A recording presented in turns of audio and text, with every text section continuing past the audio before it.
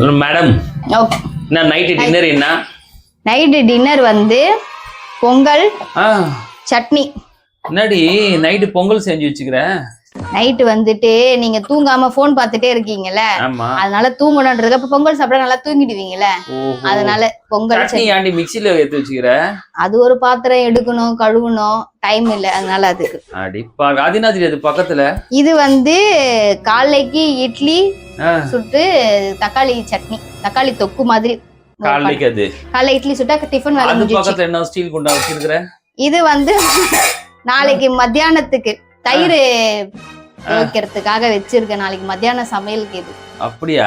அப்ப வந்து உங்க வீட்டுல உனக்கு டைம் சமைக்கலாம் சொல்லி கொடுக்கல உங்க அம்மா? எல்லாம் சேர்த்து ஒண்ணா எடுத்து வச்சிருவியா? இப்போ வந்து எல்லாமே வந்து முன்னேற்பாடா பண்ணி வச்சுக்கணும். ஓகேவா? நாளைக்கு திடீர்னு மழை வந்தாலும் கரண்ட் இல்லைனால நம்ம தவிக்க கூடாதுல்ல, அதனால முன்னாடி எல்லாம் செஞ்சு வச்சுட்டா நைட்டு கொஞ்சம் நிம்மதியா. பேசாம நைட்டு சோறு கூட வச்சு வச்சுட்டு அடுப்புலாம் இது பண்ணி வச்சிருவி.